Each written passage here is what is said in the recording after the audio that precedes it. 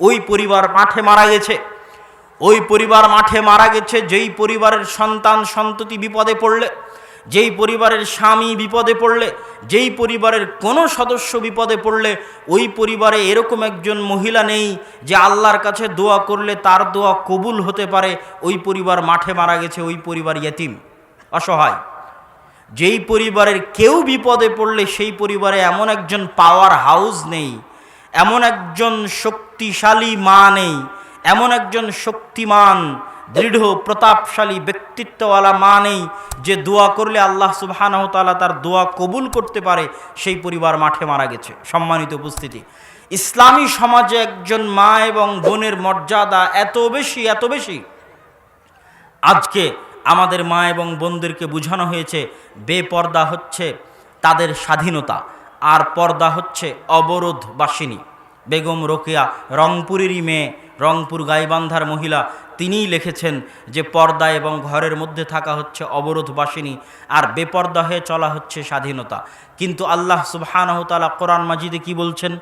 আল্লাহ সুবহানাহু ওয়া তাআলা কোরআন মাজিদে আদম এবং হাওয়া আলাইহিস সালাতু ওয়াস সালাম যখন ওই নিষিদ্ধ ফল, নিষিদ্ধ গাছের নিকটবর্তী হয়ে গেল, তখন প্রথম শাস্তি আদম এবং হাওয়া আলাইহিস সালাতু ওয়াস সালামের প্রথম শাস্তি, তাদের গা থেকে জামা খুলে পড়ে গেল। তাহলে উলঙ্গ হওয়া শাস্তি, উলঙ্গ হওয়া স্বাধীনতা নয়, উলঙ্গ হওয়া অপমান, উলঙ্গ হওয়া অধিকার নয়।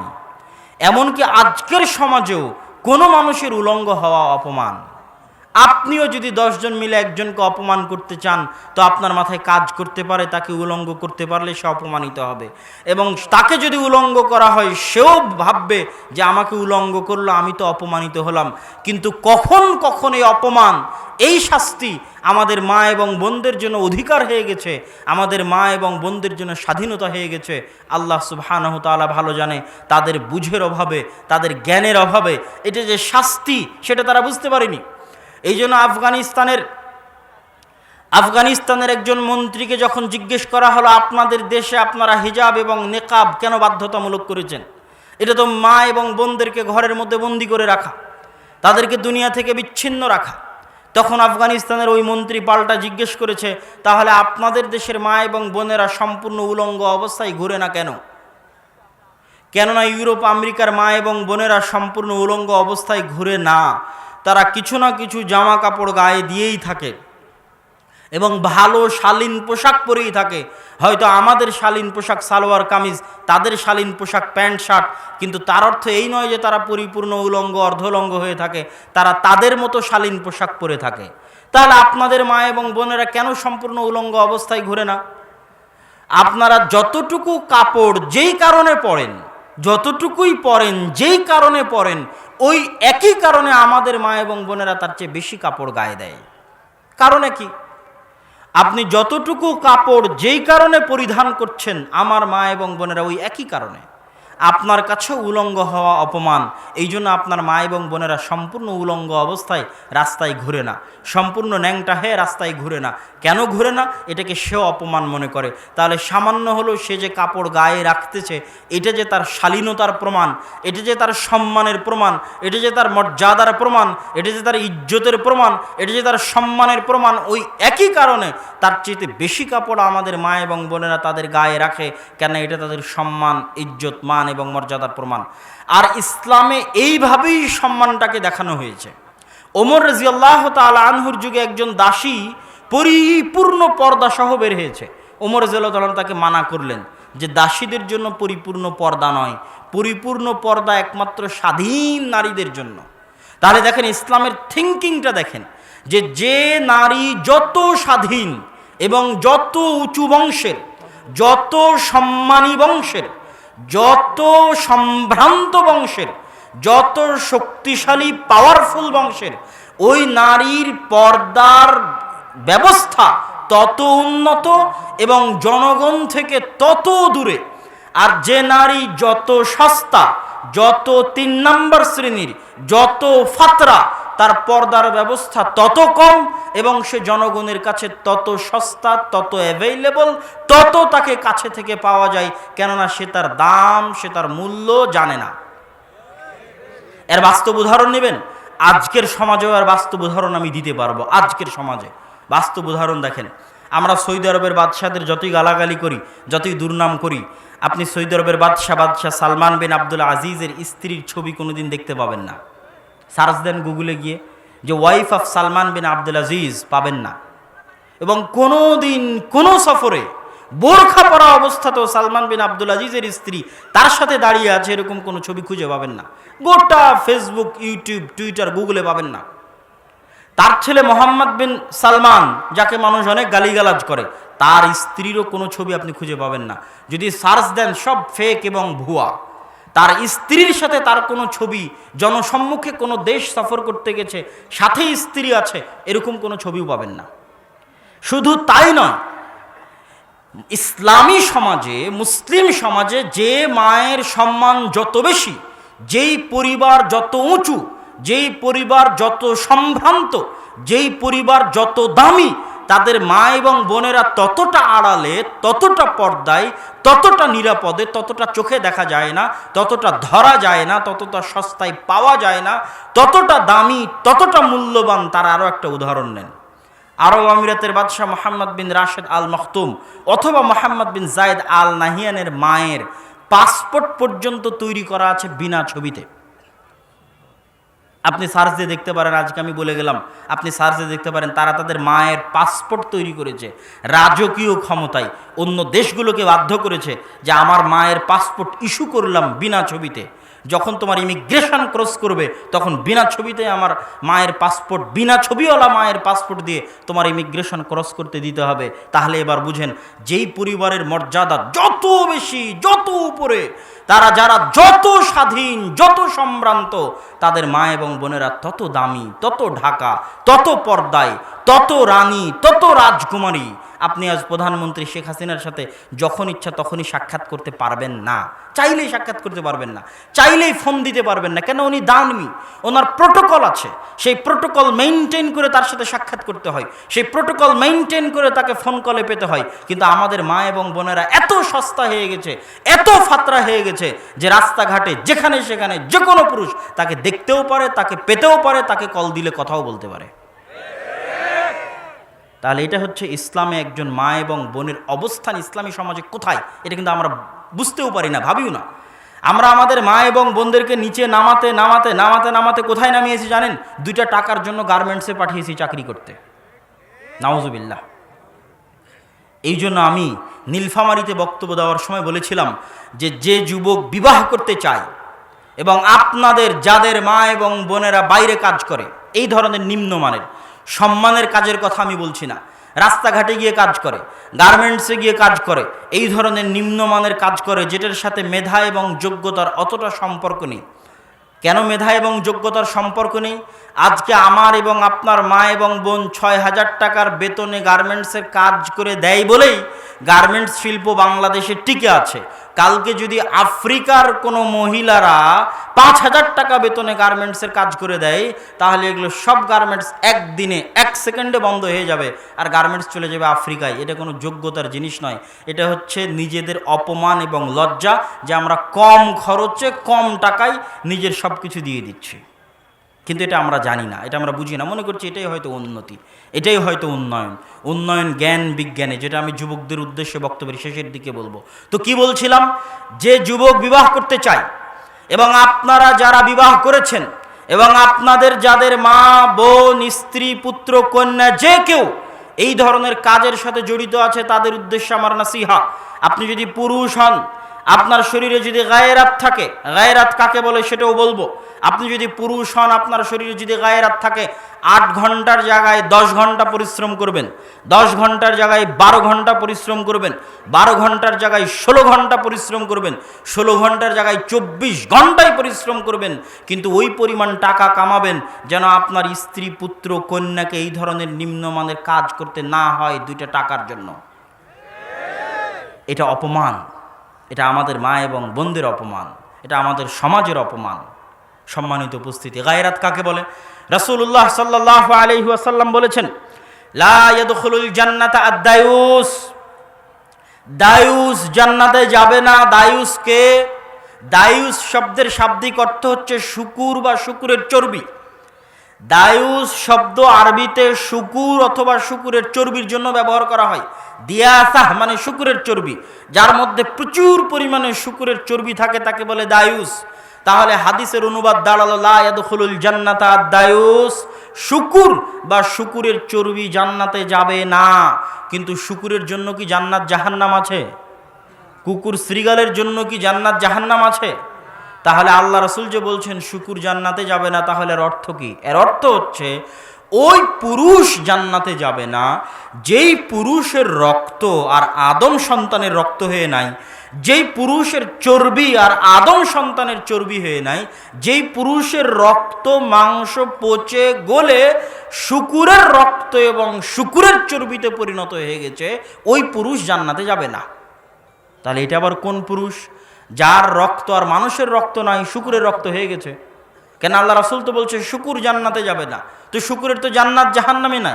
তাহলে ওই মানুষ জান্নাতে যাবে না যার রক্ত শুকুরের রক্ত পরিণত হয়ে গেছে। তো কে সে মানুষ? পৃথিবীতে আল্লাহ সুবহানাহু ওয়া তাআলার দুইটা সৃষ্টি জীব আশ্চর্য, এক উট আর একটা শুকুর। উট হচ্ছে সবচেয়ে আত্মমর্যাদা সম্পন্ন একটা প্রাণী, যার রাগ প্রচুর, এতটা আত্মমর্যাদা সম্পন্ন। তার স্ত্রীর কাছে যদি অন্য কোনো পুরুষ উট আসে, তো এই উট এতটা ক্ষিপ্ত হবে যে মারতে মারতে মারতে মারতে ওই পুরুষ উটকে মেরেও ফেলতে পারে। এর নাম হচ্ছে উট, অনেক আত্মমর্যাদা সম্পন্ন। এই জন্য আজ থেকে 20-30 বছর আগেও যখন আরবের মানুষেরা শুধু উটের গোস্ত খেয়ে থাকতো, তখন তাদের মধ্যে অটোমেটিক এই গায়রাত বোধ কাজ করত, আত্মমর্যাদা কাজ করত নিজেদের মা এবং বোনদের পর্দার জন্য।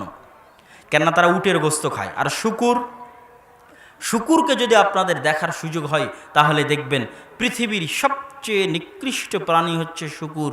সবচেয়ে অপরিষ্কার অপরিচ্ছন্ন জায়গায় শুকুর, অত গান্দা ময়লা অপরিষ্কার অপরিচ্ছন্ন জায়গায় পৃথিবীর কোনো প্রাণী থাকে না।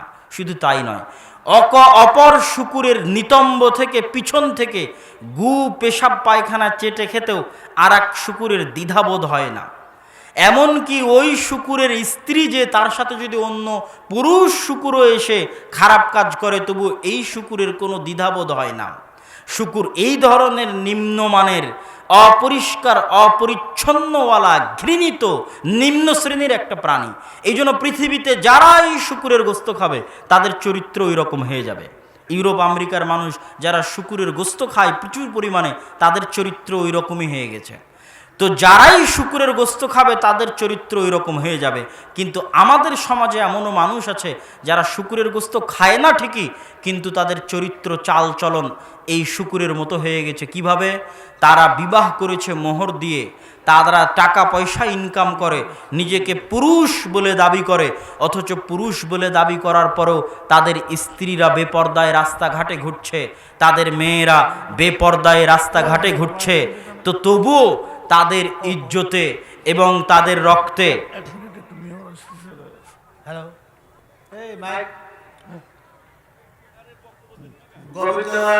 মেয়র সাহেবের আগমন, শুভেচ্ছা স্বাগত। এবং কাউন্সিলের চেয়ারম্যানের আগমন, শুভেচ্ছা স্বাগত। আমাদের প্রাণপ্রিয় আমার ছোট ভাই গোবিন্দগঞ্জ পৌরসভার সম্মানিত চেয়ারম্যানকে আসন গ্রহণ করার জন্য আহ্বান করছি।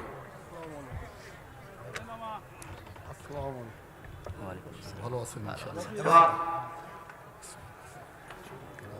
ঠিক আছে, চলো।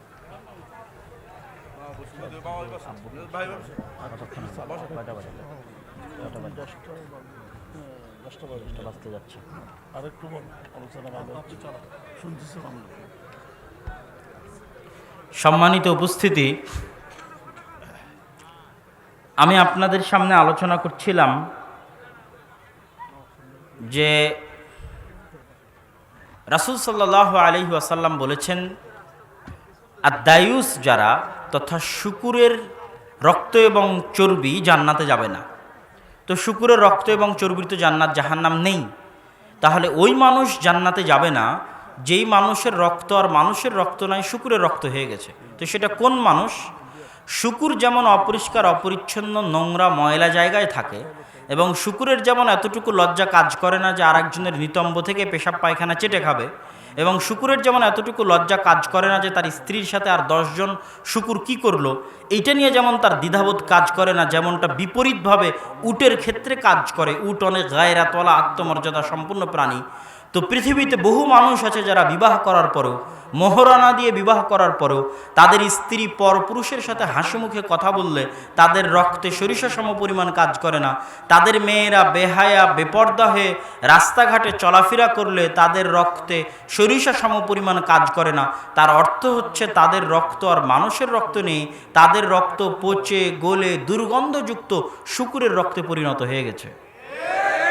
না হলে মানুষ মাত্রই, স্বাভাবিকভাবে পুরুষ মাত্রই, পৃথিবীর যে কোনো ধর্মের, যে কোনো বর্ণের, যে কোনো রঙের পুরুষ মাত্রই যদি তার বৈধ স্ত্রীর সাথে অন্য কোনো পরপুরুষ অবৈধ সম্পর্ক করে তার অন্তরে কষ্ট লাগে পুরুষ মাত্র। এই কষ্টটা যার পৌরুষত্ব যত বেশি তার এই কষ্টটা তত বেশি, যার ভারাত্ম এবং ব্যক্তিত্ব যত বেশি তার এই পৌরুষত্বটা তত বেশি। এই পৌরুষত্বের জোরেই রাসূল সাল্লাল্লাহু আলাইহি ওয়াসাল্লাম বলেছেন, যারা উটের মতো পৌরুষত্বের অধিকারী, আত্মমর্যাদার অধিকারী, তাদের সন্তানেরা, তাদের স্ত্রী পুত্ররা, তাদের কন্যারা বেহায়া বেপর্দা অবস্থায় রাস্তাঘাটে চলাফেরা করবে, পরপুরুষের ধাক্কা খাবে, অবৈধ সম্পর্ক করবে, হাসি মুখে কথা বলবে, এটাই পুরুষ কোনোদিন বরদাস্ত করতে পারবে না। সম্মানিত উপস্থিতি, আমরা কি আলোচনা করছিলাম? আমরা আলোচনা করছিলাম ইসলামী সমাজ ব্যবস্থায় একজন মা এবং বোনের অবস্থানটা কোথায়, আর একটা বস্তুবাদী সমাজ ব্যবস্থায় মা এবং বোনের অবস্থানটা কোথায়। বস্তুবাদী সমাজ ব্যবস্থায় আমরা দেখেছি মা এবং বোনের অবস্থান হচ্ছে প্রোডাক্ট, পণ্য। আর পণ্য মানে যতক্ষণ চেহারা আছে ততক্ষণ সম্মান আছে। যেই দিন চেহারা নষ্ট হয়ে যাবে, 35-40 পার হয়ে যাবে, ওই দিন বস্তুবাদী সমাজ ব্যবস্থা ওই মেয়েকেই, যাকে মাথায় তুলে নাচতো, তাকে ডাস্টবিনে ফেলে দিবে। এটাই পৃথিবীর নিয়তি।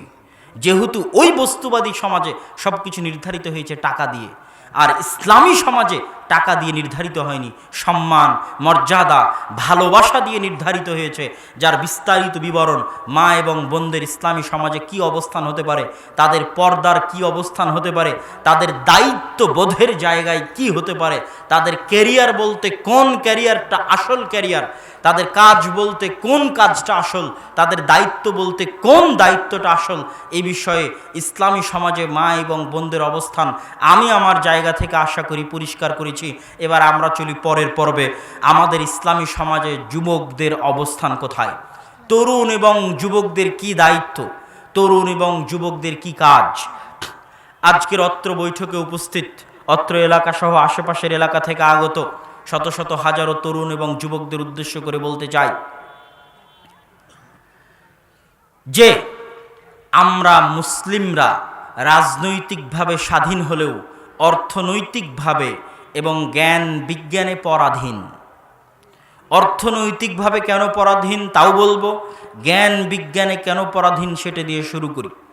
আজকের বিশ্বের সবচেয়ে উন্নত বিশ্ববিদ্যালয় অক্সফোর্ড এবং ক্যামব্রিজ, এই অক্সফোর্ড ক্যামব্রিজ বিশ্ববিদ্যালয় প্রতিষ্ঠার 500 বছর আগেও স্পেনে প্রায় 1000 বিশ্ববিদ্যালয় ছিল, যার মধ্যে কর্ডোভা এবং গ্রানাডায় 30টা করে বিশ্ববিদ্যালয় ছিল। আল হাকাম লাইব্রেরিতে 10 লক্ষ বই ছিল। 4.5 লক্ষ থেকে 5 লক্ষ ছাত্রছাত্রী শুধু কর্ডোভা এবং গ্রানাডায় পড়াশোনা করত। কখন? অক্সফোর্ড ক্যামব্রিজ প্রতিষ্ঠারও 500 বছর আগে। যখন ইউরোপের মানুষ মাঠে গিয়ে পেশাব পায়খানা করেছে, তখন গ্রানাডা এবং কর্ডোভার রাস্তায় লাইট জ্বলেছে, উন্নত মানের লাইট। সেই রকম উন্নত সভ্যতার মানুষ যারা পৃথিবীকে জ্ঞান বিজ্ঞান উপহার দিয়েছে তারা হচ্ছে মুসলমানেরা। কিন্তু পার্থক্য কি? মুসলমানেরা যখন জ্ঞান বিতরণ করেছে তখন টাকার বিনিময়ে জ্ঞান বিতরণ করেনি, ফি সাবিলিল্লাহ জ্ঞান বিতরণ করেছে।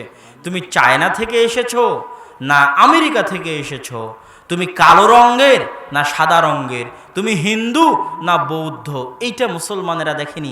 যে পৃথিবীর যে প্রান্ত থেকে জ্ঞান অর্জনের জন্য এসেছে, স্পেন এবং বাগদাদ, কর্ডোভা এবং গ্রেনাডায় জ্ঞানের দরজা তাদের জন্য উন্মুক্ত ছিল। দুনিয়ার মানুষেরা আসো আর ফ্রি জ্ঞান নিয়ে যাও, ফি সাবিলিল্লাহ জ্ঞান নিয়ে যাও।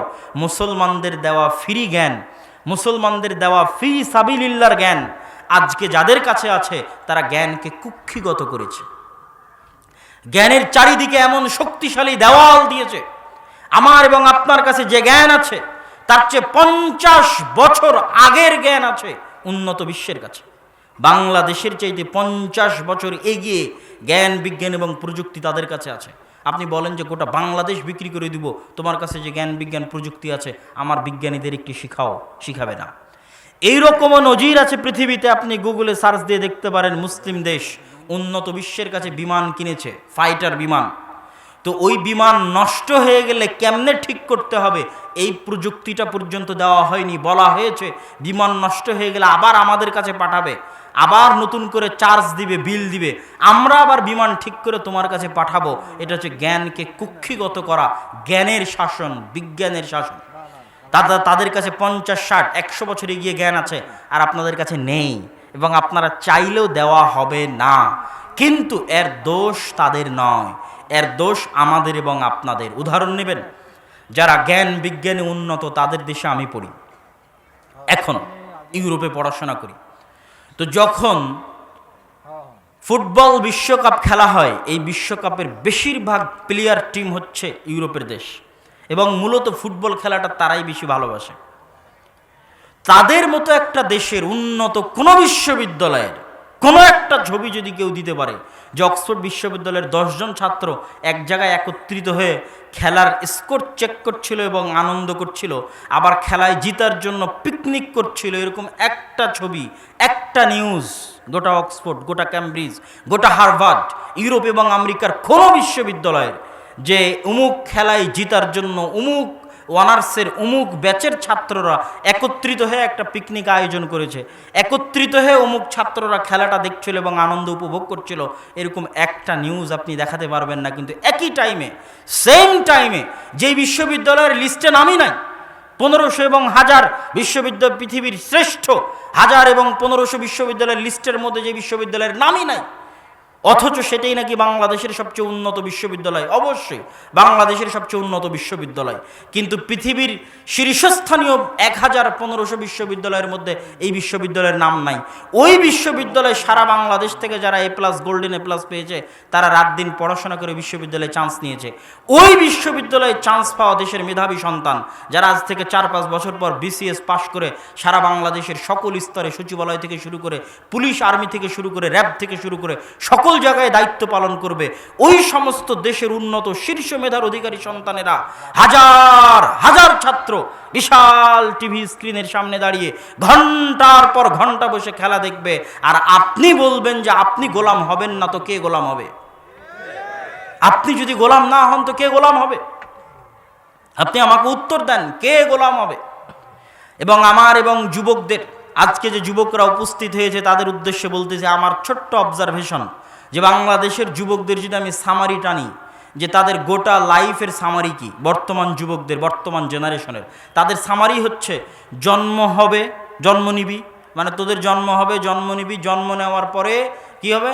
মোবাইল চালাবি, ভিডিও গেম খেলবি, free Fire, PUBG video game খেলবি, অনলাইনে জুয়া আছে, বাস্তবে জুয়া খেলা লাগে না, অনলাইনে বেটিং সিস্টেমের মাধ্যমে জুয়ার ব্যবস্থা আছে, অনলাইনে জুয়া খেলবি, মাদকতার নেশায় আসক্ত হবি, যত দুনিয়ার মাদকতার নেশা আছে সব মাদকতার নেশা অ্যাভেইলেবল দুনিয়ার সকল বাজারে, সেই মাদকতার নেশায় আসক্ত হবি, যত খেলাধুলা আছে বিশ্বকাপ, ক্রিকেট, সব খেলাধুলার সাথে আসক্ত হবি, ফেসবুক, ইউটিউব, টুইটার, সামাজিক যোগাযোগ মাধ্যম তো আছেই, অশ্লীল দৃশ্য, নীল মুভির ছবল তো আছেই, এগুলো সব দেখতে দেখতে এগুলোর মধ্যে আসক্ত থাকতে থাকতে জীবনের একটা বিরাট অংশ পেরিয়ে যাবে।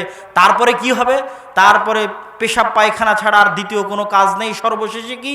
সর্বশেষে হয় পদ্মা ব্রিজের লেবার হয়ে পদ্মা ব্রিজের পাইলের মধ্যে ডুবে মারা যাবি, পদ্মা ব্রিজের ইঞ্জিনিয়ারিং করবে বিদেশিরা, যাদের কাছে জ্ঞান আছে, বিজ্ঞান আছে। আর তুই যে সারা জীবন Facebook, mobile, YouTube, Twitter, Free Fire, PUBG খেলেছিস, এখন পদ্মা ব্রিজের লেবারি করতে যে পাইলের মধ্যে ডুবে মরবি। আর না হয় প্রবাসী হয়ে সৌদি আরব, কুয়েত, কাতার, বাহরাইনে টয়লেট সাফ করবি, অন্যের টয়লেট সাফ করা টাকা দেশে পাঠাবি, সেটাই নাকি আবার উন্নয়ন। তারপরে দুনিয়া থেকে বিদায় নিবি। এই হলো তোদের সামারি জীবনের, আমার এবং আমার যুবকের জীবনের সামারি। আমি যদিও তুই করে বললাম, কিন্তু কষ্ট নেবেন না। যে সমস্ত ভাইয়েরা প্রবাসে কাজ করছে, আমি তাদের কষ্ট দিতে চাইনি, কষ্ট দেওয়া উদ্দেশ্য নয়। কিন্তু আমাদের জীবনের সামারি যে এই, এর বাইরে আমরা করছি কি, এর বাইরে আমরা করতে পেরেছি কি, পারলাম কি করতে বলেন? এর বাইরে আমরা কিছুই করতে পারিনি। এবং এই দোষ কোশ্চিনকালেও তাদের নয়, এই দোষ আমাদের এবং আপনাদের, এই দোষ যুবকদের, এই দোষ এই প্রজন্মের। তাদেরকে জানতে হবে যে যারা ফ্রি ফায়ার, পাবজি আবিষ্কার করেছে, তারা কোটি কোটি টাকা মনোবিজ্ঞানীদের পিছনে খরচ করে, ইনভেস্ট করে। এক একটা মানুষের সাইকোলজিস্ট যারা, তাদের পিছনে কোটি কোটি টাকা দিয়ে বলে যে ভাই এমন সিস্টেমে সফটওয়্যার ডেভেলপ করেন যে একবার যদি এই সফটওয়্যার ব্যবহার করা শুরু করে, এই গেম খেলা শুরু করে, জীবনে যেন বের না হতে পারে। বলে ফেসবুকের ফিচারগুলোকে এমনভাবে সাজান, নতুন নতুন আপডেট দেন প্রতিনিয়ত, যে ফেসবুক তার ফিচারে চেঞ্জ করে। আগে রিল ছিল না, এখন রিল নিয়ে এসেছে। আগে রিয়াক্ট করার কোনো অপশন ছিল না, এখন নিয়ে এসেছে। এই যে প্রতিনিয়ত ফিচার নিয়ে আসে, এটার পিছনে কোটি কোটি টাকা দিয়ে গবেষণা হয় যে এমন ফিচার তৈরি করো যে মানুষ একবার ফেসবুকে ঢুকলে যেন 1 ঘন্টার আগে বের না হতে পারে। তাহলে 1 ঘন্টা সময় নষ্ট, প্রোডাক্টিভিটি নষ্ট হয়ে গেল। আপনি কি মনে করেন ঢাকা বিশ্ববিদ্যালয়ের সামনে যে ছেলেগুলো খেলা দেখছে, ওদের পারমাণবিক বম তৈরি করার মতো জ্ঞান নেই?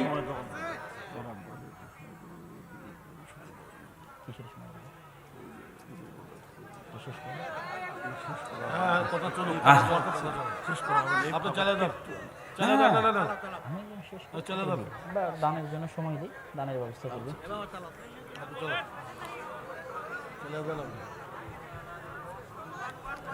হ্যাঁ বলছি। হ্যাঁ, প্রোডাক্টিভিটির কথা বলছিলাম, তাই না? হ্যাঁ, কি বলছিলাম? হ্যাঁ, যে ঢাকা বিশ্ববিদ্যালয়ের সামনে যে ছাত্ররা বসে থেকে খেলা দেখছে, তাদের ব্রেনের মধ্যে কি ওরকম শক্তি নাই যে তারা পারমাণবিক বোম আবিষ্কার করতে পারবে?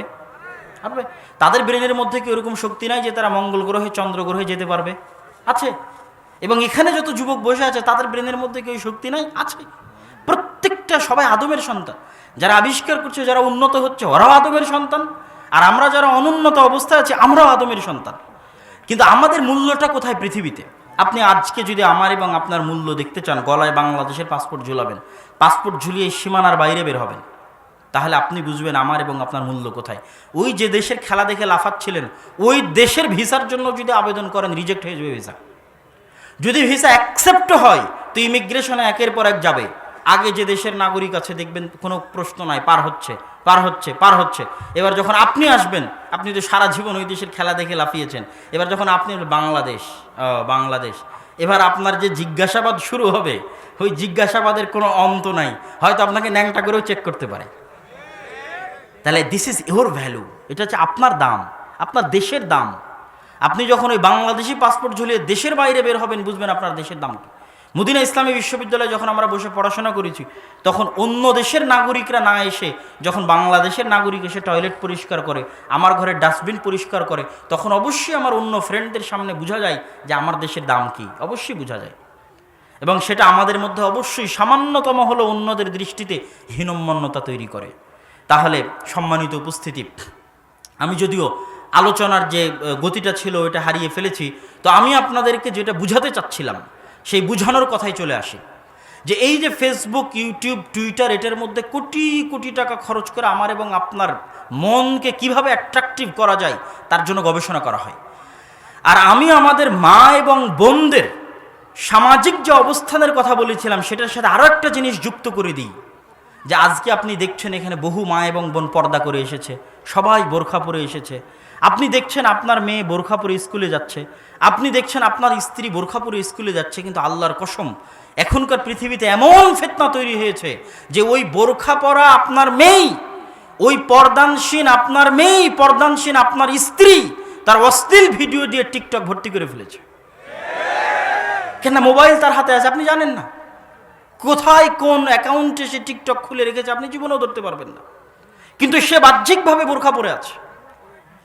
এবং আমাদের মা এবং বোনদের উদ্দেশ্যে আমি বলতে চাই যে তারা নিজেদের নিচে নামাতে নামাতে নামাতে নামাতে, ওই যে বলছিলাম যে আদম সন্তানের দাম, এই শরীরের দাম, আরব আমিরাতের বাদশার মায়ের দাম, আর বাদশাহ সালমান বিন আব্দুল আজিজের স্ত্রীর দাম, আর মোহাম্মদ বিন সালমানের স্ত্রী আর মায়ের দাম, তাদের দাম, আর একটা মুসলিম মা এবং বোনের দাম, আর আমার মা এবং বোনকে আমি বুঝাতে চাচ্ছিলাম যে তাদের দাম এই টিকটক রিল কোন পর্যায়ে নিয়ে গেছে, ডে স্টোরি কোন পর্যায়ে নিয়ে গেছে, যে সে যদি টিকটকে একটা ভিডিও দেয় আর আরেকজন মেয়ের ভিডিওর ভিউ যদি তার চেয়ে বেশি হয়, তো সামান্য দুটো ভিউ বেশি হওয়ার জন্য, সামান্য কয়েকটা ভিউ বেশি হওয়ার জন্য আমাদের মা এবং বোনেরা কাপড় খুলতে খুলতে উলঙ্গ পর্যন্ত হয়ে যায়।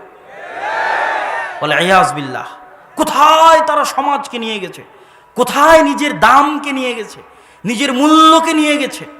টাকা পয়সার সামনে নয়, দুটো সামান্য লাইক বেশি পাওয়ার জন্য, দুটো দুনিয়ার সামান্য ভিউ বেশি পাওয়ার জন্য নিজের মান সম্মান ইজ্জত শরীর বাজারে বিক্রি করে দিয়েছে, নিলাম করে দিয়েছে। আল্লাহ সুবহানাহু ওয়া তাআলা কি আমাদের আমলনামা ধরে রাখবেন? আমাদের আমলনামা তো আমাদের মোবাইলের মধ্যেই সেভ হয়ে আছে।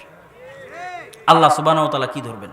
সম্মানিত উপস্থিতি, এই জন্য উপস্থিত যুবক সমাজের উদ্দেশ্যে এবং উপস্থিত মা এবং বোনদের উদ্দেশ্যে আমি আমার বক্তব্যের শেষের দিকে এসে এই আবেদন জানাতে চাই যে আমাদের মেধা এবং আমাদের যে যোগ্যতা, এটার মূল্যায়ন হতে হবে জ্ঞান বিজ্ঞানের মাধ্যমে, প্রোডাক্টিভিটির মাধ্যমে। প্রত্যেকটা যুবককে উদ্দেশ্য করে জিজ্ঞাসা করতে চাই, আজ সারাদিনে আমি আপনি কি করেছি? যে রিক্সা চালক সকাল থেকে সন্ধ্যা পর্যন্ত কাজ করে 500 টাকা ইনকাম করেছে, ওটা ওর প্রোডাক্টিভিটি, ওটা ওর ইনকাম। ও পরিবারকে দিবে, দেশকে দিবে, জাতিকে দিবে। যুবক কি করেছে সকাল থেকে সন্ধ্যা পর্যন্ত? কি করলো? কি প্রোডাক্ট দিল? পৃথিবীর সবচেয়ে বড় প্রোডাক্টিভিটি এবং বড় ইনভেস্ট হচ্ছে দুইটা জ্ঞান ব্রেনে ঢুকানো, দুটো পৃষ্ঠা পড়ে ব্রেনে ঢুকানো। এটা পৃথিবীর সবচেয়ে বড় ইনভেস্টমেন্ট। আজকে বাংলাদেশের বিমানগুলোতে যখন সফর করি, তখন বাংলাদেশের বিমানে দেখবেন সবার হাতে হাতে মোবাইল চালাচ্ছে। কিন্তু আমি ইউরোপে যাওয়ার পর আমার একটা জিনিস ভুল ভেঙেছে, যে তাদেরকে আমরা যেই দৃষ্টিকোণ থেকে দেখি সবসময় ওই দৃষ্টিকোণটা ঠিক নয়। ইউরোপের বিমানে রাস্তাঘাটে এরকম এখনও পাবেন যার হাতে বই আছে, বই পড়তেছে, গল্পের বই হোক, উপন্যাসের বই হোক, মোবাইল নয়, বই পড়তেছে।